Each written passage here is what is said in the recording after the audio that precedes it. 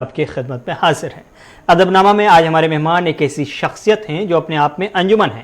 وادی کشمیر کی سرزمین سے اٹھ کر آسمان اردو زبان و ادب پر چھانے والے کشمیری ستاروں میں ایک ہمہ جہت شخصیت کے مالک، مشہور و معروف افسانہ نگار، نقاد، اقبال شناس، کالم نویس، کئی کتابوں کے مصنف اور علامتی افسانے کا معتبر نام یعنی ڈاکٹر ریاض توحیدی کشمیری صاحب ہمارے اس خاص ایپیسوڈ کے انتہائی خاص مہمان ہیں۔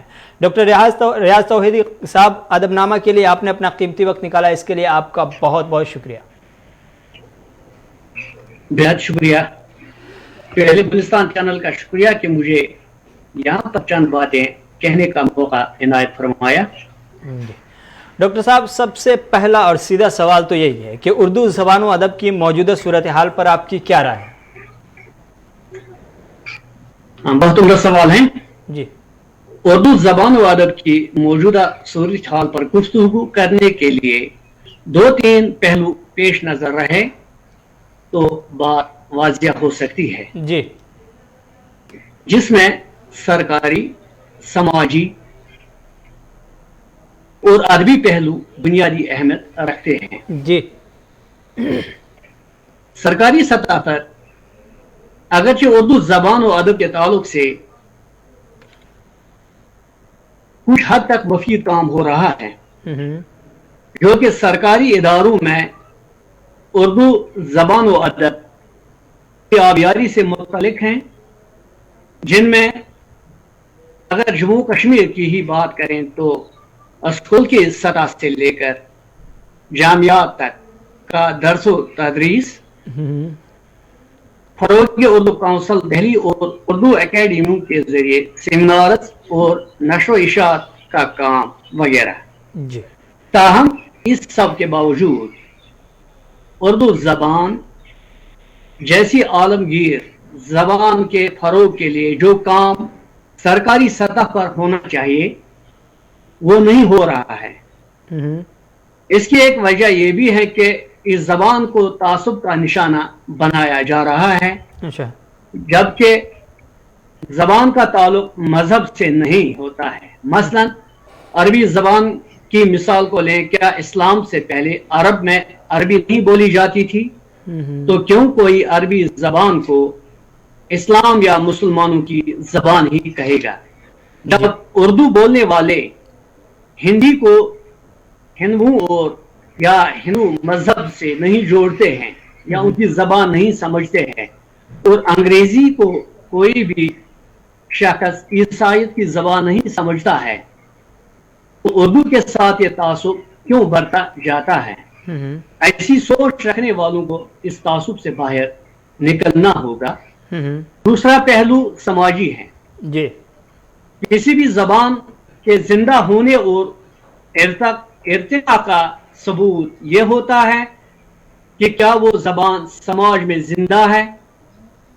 اس تناظر میں دیکھیں تو اردو زبان سماج کی روح میں رچی بسی ہے، جی، جو کہ اس زبان کے زندہ ہونے اور ارتقاء کی واضح مثال ہے۔ اس ضمن میں کسی بھی قسم کی مایوسی کی ضرورت نہیں ہے۔ تیسرا اہم پہلو ادبی ہے، تو اس زبان کا ادبی سرمایہ مالا مال ہے، اور آج بھی اس سرمایہ میں اضافہ ہو رہا ہے۔ جی۔ مجموعی طور پر احاطہ کریں تو اردو ہندوستان کی ایک اہم رابطے کی زبان ہے۔ جی۔ ہم ہندوستان کے کسی بھی ریاست میں چلے جائیں جی، تو قریباً 90% لوگوں سے بات کر سکتے ہیں۔ اس لیے اردو زبان و ادب کی موجودہ صورتحال بہت حد تسلی بخش ہے۔ جی۔ مایوس ہونے کی ضرورت نہیں، تاہم مایوسی کا جو ماحول پھیلایا جا رہا ہے اس کو ختم کرنے کی طرف دھیان دینے کی ضرورت ہے۔ بقول شاعر، وقت کی گردشوں کا غم نہ کرو، جی، وقت کی گردشوں کا غم نہ کرو، حوصلے مشکلوں میں پلتے ہیں، جی، حوصلے مشکلوں میں پلتے ہیں۔ جی۔ ڈاکٹر صاحب، ہم نے قریب 3 درجن سے زیادہ شخصیات کے ساتھ ادب نامہ کا ایپیسوڈ اب تک کیا ہوا ہے. ان میں سے بیشتر نے اس بات کا اعتراف کیا ہے کہ نئی نسل اردو سے دور ہوتی چلی جا رہی ہے. سوال یہ ہے کہ کیا آپ بھی مانتے ہیں کہ نئی نسل اردو سے دور ہو رہی ہے؟ اگر دور ہو رہی ہے تو پھر اس کے اسباب و علاج کیا ہیں آپ کی نظر میں؟ نئی نسل کی دوری کا جہاں تک تعلق ہے، یعنی اردو سے دوری، تو آج کل کا دور جو ہے ترجیحات کا دور ہے. اس لیے آج کی نسل اسی زبان کو سیکھنے یا اس میں ڈگری حاصل کرنے کو ترجیح دیتی ہے جس میں انہیں اپنا کیریئر محفوظ یا خوشحال نظر آئے. لیکن اس کے باوجود ہمارے ہاں وہ لوگ بھی اردو پڑھتے اور لکھتے ہیں جو سائنس یا کامرس اسٹریم سے تعلق رکھتے ہیں. تو اس لیے یہ مسئلہ جو ہے زبان تو ٹھیک ٹھاک ہے، لیکن بیسک مسئلہ دوری کا جو ہے وہ روزگار کا ہی ہے. جی، یہ ایک اہم جو پہلو ہیں اس سوال کا کہ کیوں لوگ یا نئی نسل جو ہے اردو سے دور ہوتی جا رہی ہے. جی، اگر اس زبان میں روزگار کے مواقع فراہم کیے جائے تو پھر نوجوانوں کی دلچسپی جو ہے اس میں اضافہ ہوگا. اچھا، لیکن دوسری زبانوں کے ساتھ بھی قریب قریب یہی مسئلہ ہے. ہندی ہو، انگریزی ہو، ان زبانوں میں بھی نوکری کی کہیں نہ کہیں کمی ہے اور بڑے پیمانے پر کمی ہے. جس طرح سے اردو کے ریسرچ اسکالر آج بے روزگار گھوم رہے ہیں، اسی طرح سے انگلش اور ہندی کے یا پھر دوسری زبانوں کی بھی بات کریں تو سچویشن تو قریب قریب وہی ہے. لیکن اردو سے اچانک سے پچھلے 10 سالوں میں جو دوری آئی ہے نئی نسل کی، وہ اپنے آپ میں تشویشناک حد تک دوری آئی ہے. تو کیا صرف روزگار کو ہی آپ وجہ مانتے ہیں؟ نہیں جی، اس روزگار ہی وجہ نہیں ہے. اصل میں انٹرنیشنل زبان جو ہے وہ انگریزی ہے. جی، تو زیادہ تر لوگ اسی کی طرف توجہ دیتے ہیں. یہ ہمارے یہاں ہی کا مسئلہ نہیں ہے، ہر کنٹری میں، ہر ملک میں آپ دیکھیں گے یہ. جی، کیونکہ اس میں ایک یہ وجہ ہے کہ کوئی بھی جو نوجوان ہے وہ چاہتا ہے کہ میں ملک سے باہر چلا جاؤں، تو ایک وسیلہ جو ہے انگریزی زبان ہے. اور وہاں پر بھی جب انٹرویوز ہوتے ہیں، دوسری چیزیں جو ہوتی ہیں تو وہ بھی انگریزی زبان میں ہی ہوتی ہے. تو روزگار کا ایک پہلو اہم ہے اردو زبان کے تعلق سے، کیونکہ اس کے بولنے والے، اس کی تعداد جو ہے بہت زیادہ ہے. اب یہ مسئلہ ہے کہ اس کے علاوہ پہلے زمانے میں ادب جس شوق و ذوق سے پڑھا جاتا تھا یا اردو کی کتابیں، اس میں بھی کمی واقع ہوئی ہے. میں نے پہلے بھی عرض کیا کہ ترجیحات بدل چکی ہے. جی، تو کئی لوگ جو ہیں، اب اس میں ایک یہ بھی بات ہے، ہر جگہ ہم دیکھتے ہیں جو مطالعہ کرنے کا رجحان ہے کم ہوتا جا رہا ہے نوجوانوں میں. اردو ہی کی بات ہی نہیں ہے، دوسری زبانوں کی بھی اس میں یہ پرابلم آ رہی ہے. لیکن جتنے بھی لوگ اس کے ساتھ جڑے ہوئے ہیں اور جڑ رہے ہیں تو اس سے مایوس ہونے کی ضرورت بھی نہیں ہے. اچھا ڈاکٹر صاحب، ایک تو روزگار کو سے جوڑنے کو لے کر کے باضابطہ طور پر نہ ہی کوئی کوشش ہو رہی ہے، نہ ہی کوئی مہم چلائی جا رہی ہے مرکزی سرکار کی طرف سے یا پھر جو اردو برادری کی نمائندگی کرتے ہیں ان لوگوں کی طرف سے، یا جو ادبی ادارے ہیں ان اداروں کی طرف سے ایسی کوئی کوشش ہو ہی نہیں رہی ہے. پچھلے 10 سالوں سے بھی ہم نے دیکھا ہے کہ ایسی کوئی کوشش باضابطہ طور پر نہیں ہوئی کہ اردو کو روزگار سے جوڑا جائے تاکہ یہ مسئلہ ختم ہو جائے. آئندہ آنے والے دنوں میں بھی ایسے امکانات بہت کم روشن ہیں اور نئی نسل کی جو دوری ہے وہ اس حقیقت سے آپ واقف ہیں. پھر اب کس بنیاد پر آپ نے تشفی بخش سچویشن یا صورتحال کا اظہار کیا، یا کس بنیاد پر یہ کہہ سکتے ہیں کہ اردو زبان و ادب کا مستقبل روشن و تابناک ہے؟ ہاں، وہ اس لیے میں نے کہا کیونکہ میں نے ابھی اس سے پہلے عرض کیا ہے کہ جو زبان سماج میں زندہ ہو تو وہ اس کے زندہ ہونے کا ثبوت ہے. جی، جس زبان کا چلن سماج میں ہو، جو استعمال ہوتی ہو، بولی جاتی ہو، لکھی جاتی ہو، پڑھی جاتی ہو، تو اس حوالے سے ہم بات کریں تو اردو زبان جو ہم کہتے چلے جا رہے ہیں کہ اس کا مستقبل جو ہے وہ مایوس کن ہے، تو اتنی پرابلم بھی نہیں ہے. اب دیکھیں جموں کشمیر کی ہی بات کریں گے تو یہاں کے قریباً 70% لوگ ہیں، 70% لوگ جو اردو بولتے ہیں، پڑھتے ہیں، لکھتے ہیں. تو اگر ہم یہی سمجھتے ہیں کہ اس زبان کا تعلق صرف روزگار کے ساتھ ہے، روزگار ختم ہوگا یہ زبان ختم ہو جائے گی. پھر آج تک اتنے فیصد لوگ اردو نہ پڑھتے نہ لکھتے اور نہ اس کی طرف دھیان دیتے. تو وہ ایک اہم پہلو ہے زبان کا، روزگار کا. لیکن اس کے باوجود بھی اردو جہاں انڈیا میں بھی ہم دیکھیں گے کئی ریاستوں میں جہاں اردو کلچر ہے پہلے سے موجود ہے، تو وہاں پر اردو کلچر آج بھی موجود ہے، اس کا خاتمہ نہیں ہوا ہے. نوجوان آج بھی اردو کے ساتھ جڑ رہے ہیں. وہ اس وجہ سے نہیں جڑ رہے ہیں کہ انہیں نوکری ملے گی، انہیں پتہ ہے اس میں جاب نہیں ملے گا، لیکن اس کے باوجود وہ ادب کے ساتھ جڑے ہوئے ہیں. کتابیں سامنے آ رہی ہیں اور اگر زیادہ تو نہیں لیکن کم بھی خریدی نہیں جا رہی ہے. اردو اخبارات کشمیر کی بات کریں گے، یہاں پر جو ہے سب سے زیادہ اردو اخبارات جو ہیں نکلتے ہیں. اتنا انگریزی یا کوئی کسی اور زبان میں نہیں نکلتے ہیں. تو اس طرح سے یہ جو میں نے کہا مایوس ہونے کی، مایوس کیوں ہو جائے ہم جب ہم زبان کے ساتھ جڑے ہیں، زبان ہمارے روح میں رچی بسی ہے، تو کیوں ہم مایوس ہو جائیں.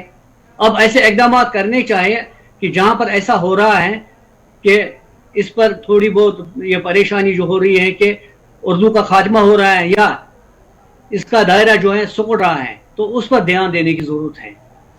ڈاکٹر تو ادارے، جہاں تک آپ نے ایک سوال یہ پوچھا اداروں کے حوالے سے، دیکھیے جی NCL کی بات کریں گے، وہاں پر تو کمپیوٹر سینٹر جو انہوں نے کھولے ہیں تو وہاں پر اردو کی طرف دھیان دیا جاتا ہے. اردو میں ہی سرٹیفکیٹس وہاں پر اجرا کی جاتی ہے، اور جو وہاں رسائل آتے ہیں یا کتابیں آتی ہیں تو کثیر تعداد میں یہاں کی بات کروں جموں کشمیر کی، تو بچے جو ہیں ان اداروں میں ایڈمٹ ہوتے ہیں، ایڈمیشن لیتے ہیں، اردو بھی پڑھتے ہیں، اور جو روزگار کے مواقع بھی کچھ حد تک وہاں پر جو کمپیوٹر جب سیکھتا ہے تو باہر چلے جاتے ہیں تو انسٹیٹیوٹس میں یا اداروں میں. تو یہاں اس طرح ہم ایسی بات کریں گے جیسے یہ جو ہے مولانا آزاد یونیورسٹی، تو وہاں پر پچھلے کئی برسوں سے جموں کشمیر کے جتنے بھی لوگ جنہوں نے ڈگریاں کی ہیں اچھے عہدوں پر آج فائز ہیں. تو یہ بات نہیں ہے کہ اردو پڑھنے سے اس میں آگے کیا ملے گا. تو کئی تو لیکچررز بن گئے ہیں، اور KSIS آفیسرز میں ایک سبجیکٹ جو ہے کشمیر کے بیشتر لوگ وہ اوپٹ کرتے ہیں، آگے بڑھتے ہیں، سکورنگ ان کی بڑھتی ہے. جس اردو معاشرے کی آپ بات کر رہے تھے ڈاکٹر صاحب، میں دہلی میں ہو کر دیکھ رہا ہوں، دہلی جہاں سے اردو پھلی پھولی ہے، جہاں سے پیدا ہو کر ملک کے کونے کونے تک پہنچی ہے، اس دلی کی صورتحال ہے کہ جہاں یونیورسٹیاں ہیں، جہاں اردو پڑھائی جاتی ہیں، اس کیمپس کے باہر اردو نہیں ہے. اور اس طرح سے جتنی ادبی تنظیمیں ہیں، ان تنظیموں کی طرف سے جب دعوت نامے آتے ہیں، ان کے دعوت نامے انگلش میں ہوتے ہیں، ہندی میں ہوتے ہیں، ان کے بینر انگلش ہندی میں ہوتے ہیں. وہ جو بینر لکھنے کا چلن تھا، وہ جو باہر چائے کی دکانوں پر یا نکڑ پر بیٹھ کر کے اردو زبان و ادب میں شعر و شاعری کے حوالے سے بات کرنے کی جو محفلوں کا جو رواج تھا، جو معاشرہ تھا، جو چلن تھا، وہ سارے وہ کہیں نہ کہیں اب ختم ہو گئے ہیں. اسی لیے کہہ رہے ہیں لوگ، ایک بڑا طبقہ ہے جو یہ مانتا ہے کہ فی الحال جو صورتحال ہے وہ مایوس کن ہے. تو آپ جو بنیاد بتا رہے ہیں وہ شاید کشمیر میں صورتحال ہو ویسی، لیکن دلی، لکھنؤ اور دیگر جو بڑے بڑے شہر ہیں جہاں اردو کی اب تک کے مانا جاتا تھا، جن شہروں میں کہ اردو سب سے زیادہ پھلتی پھولتی ہے، وہ معاشرہ ختم ہوتا ہوا دکھائی دے رہا. ہاں جی، یہ بات صحیح ہے. میں بھی لکھنؤ یا دہلی وغیرہ ان جگہوں پر جب میں جاتا ہوں تو کئی جگہ میں دیکھتا ہوں کہ وہاں پر جو پہلے صورتحال تھی اردو کی، جیسے آپ نے بینرز کی بات کی یا انویٹیشن کارڈز کی یا دوسری چیزوں کی، تو لیکن اس میں ایک مسئلہ یہ بھی ہے کہ دو چیزیں میں نے وہاں پر دیکھی، انگلش میں بھی اور اردو میں بھی کہیں پر یہ کارڈز وغیرہ ہوتے ہیں. تو اس میں کوئی پرابلم یہ نہیں ہے، یہ پرابلم کہ انگلش میں کیوں لکھا جا رہا ہے، کیونکہ کئی لوگ ایسے ہیں جو اردو سمجھتے ہیں، اردو بولتے ہیں، لیکن انہیں پڑھنے میں دقت آتی ہے. تو انویٹیشن کارڈ میں اگر انگریزی کا اندراج ہوگا تو اس میں جو بات آپ نے اہم کہی ہے کہ وہاں جو کلچر پہلے تھا موجود تھا، آج وہ نظر نہیں آ رہا ہے. رفتہ رفتہ ایسا لگ رہا ہے کہ وہ دم گھٹتا جا رہا ہے. تو دیکھیں کشمیر کی جہاں تک بات کہ یہاں بھی ایسا ہو رہا تھا ایک دہائی پہلے. اچھا، لیکن یہاں کی جو ادبی تنظیمیں ہیں تو انہوں نے کوشش کی سرکاری سطح پر، سرکاری اداروں میں چلے گئے، آفیسر سے ملے. تو پھر یونیورسٹی میں آپ جائیں گے، کشمیر یونیورسٹی میں، وہاں کے ہر بورڈ پر آپ انگریزی کے ساتھ ساتھ اردو بھی لکھا پائیں گے، لیکن انہوں نے محنت کی ہے. تو جن جگہوں کی آپ بات کر رہے ہیں وہاں جو اردو کے وہی خواہ ہیں جو چاہتے ہیں کہ یہ کلچر زندہ رہے، سماج میں اردو زبان زندہ رہے، تو ان کو بھی ایسے اقدامات کرنے چاہیے تاکہ جو باہر سے آنے والا ہو اس سے لگے کہ وہ ایک اردو کلچر میں، اردو ماحول میں اس وقت جو ہے موجود ہے۔ ڈاکٹر صاحب، اردو کے لیے ایک بڑے اعزاز کی بات تھی کہ جموں کشمیر کی دفتری زبان اردو تھی، لیکن وہ قریب قریب ختم ہو گئی اور جموں کشمیر کی اردو برادری خاموش رہی۔ جموں کشمیر میں اردو کے ساتھ مزید 4 زبانوں کو سرکاری درجہ دے دیا گیا۔ سوال یہ ہے کہ سرکار کا یہ فیصلہ اردو کے حق میں فائدہ مند ثابت ہو رہا ہے یا نقصان دہ؟ دیکھیں جی، پہلے تو میری مادری زبان جو ہے کشمیری ہے نا، تو یہ سوال آپ نے ایسا کیا کہ کل مجھے پوچھیں گے کہ بھائی آپ نے اردو کی وکالت کی تو اپنی مادری زبان، وہ تو اپنی جگہ، کیونکہ میں بھی چاہتا ہوں میری مادری زبان کی ترقی ہو جائے، آگے بڑھے، لیکن یہ سوال جو آپ نے کیا ہے، میں ایک مثال دوں گا۔ پہلے اگر کسی بندے کے پاس، کسی شخص کے پاس ایک ہی بچہ تھا، وہ اس کی خبر گیری تو اس کا خیال اچھی طرح نہیں رکھتا تھا، تو اب جب 4 بچوں کا وہ باپ بن گیا ہے، وہ کیا ان کے ساتھ انصاف کر سکے گا؟ یہی صورتحال جو ہے یہ تو ان کشمیر میں ان لوگوں نے بنائی ہے اردو زبان یا دوسری زبانوں کے حوالے سے۔ پہلے بھی جب سرکاری زبان ہماری اردو یہاں پر تھی تو اس کے لیے کوئی خاطر کوئی اقدامات ایسے نہیں کیے گئے کہ ہم یہ سمجھتے کہ یہ زبان جو ارتقاء کی جانب سرکار کی طرف سے جا رہی ہے، تو یہ فیصلہ ہی غلط ہے۔ اسے کوئی بھی فائدہ ان زبانوں کو ملے گا اور اردو زبان کا ہوگا۔ پھر آپ لوگ مسلسل خاموشی کے شکار کیوں ہیں؟ اردو برادری جو جموں کشمیر کی ہے یا پھر جو ملک کی سطح پر نمائندگی کرتی ہے ان کی طرف سے خاموشی دیکھنے کو ملی جب 4 زبانوں کو اور اس میں جوڑ دیا گیا جموں کشمیر کے دفتری زبانوں میں؟ کلیم صاحب، لے سانس بھی آہستہ کہ نازک ہیں بہت کام، آفاق کی کارگاہی شیشہ گری کا، تو باقی آپ خود سمجھیں گے کہ کشمیر کے لوگ اس حوالے سے کیوں چپ سار بیٹھے ہیں۔ ڈاکٹر صاحب، آپ کی نظر میں اہل اردو کے سامنے موجودہ وقت میں بڑے چیلنجز کیا کچھ ہیں؟ بہت سارے چیلنجز ہیں۔ ایک تو خود آپ نے بتایا، نئی نسل جو ہے جی اردو سے دور ہوتی چلی جا رہی ہے نا؟ جی، تو اسکول کی سطح پر، کالج کی سطح پر، یا جو تعلیمی ادارے ہیں، جو اساتذہ کرام ہیں، اردو سے جو وابستہ ہے، تو بچوں کے اندر اردو کی جو سوچ ہے، بچوں کے اندر اردو کی جو محبت ہے، یعنی ایک قسم کا اردو کلچر وہ ہر سکول میں قائم کریں، انہیں بتائیں کہ اردو پڑھنے سے انسان کو کیا فائدہ ملتا ہے، اور ہم یہاں آج سے پہلے جو لوگ اردو پڑھتے تھے یا آج پڑھ رہے ہیں، تو اسے کس طریقے سے انسان آگے بڑھ سکتا ہے، اور یہ بھی کہ یہ زبان جو ہے تو اس میں ہماری تہذیب، ہمارا جو لٹریچر ہے، ادب، چاہے وہ مذہبی لٹریچر ہو، چاہے وہ سماجی ہو، اسے جڑا ہوا ہے۔ جیسے ہم آج بھی اگر قرآن شریف پڑھتے ہیں، عربی میں پڑھتے ہیں لیکن سمجھتے اردو میں ہیں، ان کو یہ بتایا جائے، تو ایسا نہیں ہے کہ انہیں یہ بس اتنا ہی کہ بھائی اس میں روزگار نہیں ملتا ہے، کیا کریں گے اس زبان کو سیکھ کر، وہ بات نہیں ہے۔ زبان کا تعلق روزگار تک ہی محدود نہیں ہے، زبان کا تعلق کلچر کے بھی ساتھ ہے، سماجی ترقی کے بھی ساتھ ہے، اور اپنے احساسات اور جذبات کو طریقے سے ہم اردو زبان میں پیش کر سکتے ہیں، تو میرے خیال سے کسی اور زبان میں، انگریزی یا کسی فارن زبان میں نہیں کر سکتے ہیں۔ تو ان چیزوں کی طرف اگر بچوں کا، طالب علموں کا دھیان جو ہے نا مرکوز کیا جائے تو پھر 4، 5 سے 10 سال تک تو انشاءاللہ تعالی اس حوالے سے تسلیم وقت جو ماحول سامنے آئے گا۔ گزشتہ 2 برسوں میں پابندیوں کی وجہ سے ڈیجیٹل پلیٹ فارم کے استعمال کا رجحان بہت تیزی کے ساتھ بڑھا ہے، ہم دیکھ رہے ہیں، چاہے وہ مطالعے کے لیے ہو یا کمیونیکیشن کے لیے ہو، آن لائن سیمینار ہو، مشاعرے بھی ہوئے ہیں، اور آپ کا اس میں کافی تجربہ رہا ہے گزشتہ 2 سالوں کے دوران۔ اس لیے سوال یہ ہے کہ موجودہ وقت میں اردو کس حد تک ڈیجیٹلائز ہو پائی ہے، ڈیجیٹل پلیٹ فارم پر کس حد تک اردو آ پائی ہے، کیا آپ اس سے مطمئن ہیں؟ ہاں، یہ سوال خوبصورت سوال ہے اور بڑا اہم سوال ہے آج کے دور کے حوالے سے۔ دیکھیں جی، ڈیجیٹل ورلڈ سے پہلے، سائبر ورلڈ سے پہلے، جب ہماری نظر جو تھی محدود تھی رسالوں تک، ملکی سطح کے رسالوں تک یا اخبارات تک، لیکن جب سے خصوصاً کووڈ ہوا ہے، اس کے بعد جو یہ آن لائن سیمینارز ہو رہے ہیں, جی کتابیں ریلیز ہو رہی ہیں, مشاعرے ہو رہے ہیں. تو آپ نے صحیح بات کہی, میں ورلڈ وائڈ اردو بولنے والوں, اردو ادبا اور شعراء کے ساتھ جڑا ہوا ہوں. جی تو مجھے حیرت ہوئی اور خوشگوار حیرت, اس طرح سے اس کا احساس ہوا کہ ہم سمجھتے تھے کہ میں بھی پہلے یہ سمجھتا تھا کہ کشمیر سے کنیا کماری تک یا زیادہ سے زیادہ پاکستان تک اردو زبان بولی اور پڑھی جاتی ہے. اب پتہ نہیں اگلے برسوں میں اس کی کیا صورت ہے, لیکن میں اطمینان کے ساتھ کہتا ہوں کہ اردو جو ہے ایک عالمگیر زبان ہے, وہ ڈیجیٹلائز ہو گئی ہے. اور جو پروگرامز آج کل ہو رہے ہیں, چاہے جرمنی سے یا کینیڈا سے یا دوسرے جو ممالک ہیں ہندو پاک کے بغیر, تو ہر جگہ اردو بولنے والے, اردو لکھنے والے, اردو سے محبت کرنے والے موجود ہیں. یہ سب ہمیں یہ جو ہیں آن لائن یا ڈیجیٹلائز جب سے یہ زبان ہو گئی ہے یا سیمینارز ہو گئے ہیں, تو میرے خیال سے یہ اردو کی جو ایک اہم کامیابی بھی ہے.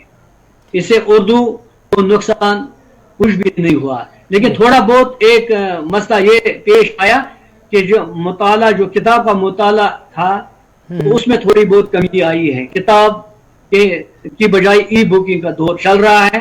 تو لیکن لوگ, نوجوان, جیسے ہم کئی ایسے یہ ہیں پروگرامز کرتے ہیں فکشن کے حوالے سے, کئی فیس بک پر جو چل رہے ہیں فکشن ایڈ چل رہے ہیں, فکشن فورمز آج بھی ایک جرمنی سے چل رہا ہے. تو میں بتاؤں گا 5000 لوگ اس کے ساتھ جڑے ہوئے ہیں ورلڈ وائڈ سے, اور ان میں سے کم از کم 1000 ایسے ہیں جو نہ صرف افسانے پڑھتے ہیں, اردو زبان کے بارے میں بات کرتے ہیں, بلکہ عملی طور پر ان افسانوں پر تنقید بھی کرتے ہیں, تبصرہ بھی لکھتے رہتے ہیں.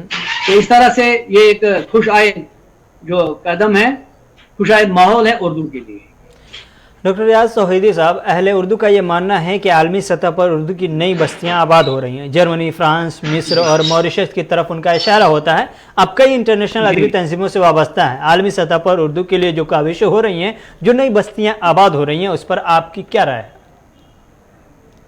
اب دیکھیں, جہاں پر بھی ہندوستان کے لوگ یا پاکستان کے لوگ پہلے سے جو آباد ہیں ان ممالک میں یا آج وہاں جا رہے ہیں, تو ایک اہم بات یہ ہے, وہ نہ صرف روزگار کے لیے وہاں چلے جاتے ہیں, بلکہ جب ان کا روزگار وہاں پر استحکام پکڑتا ہے تو ایک عجیب سی صورتحال یا ایک خوشگوار صورتحال یہ ہے کہ وہ لوگ اردو کلچر کو بھی وہاں پر فروغ دیتے ہیں. یہ ایک اہم بات ہے.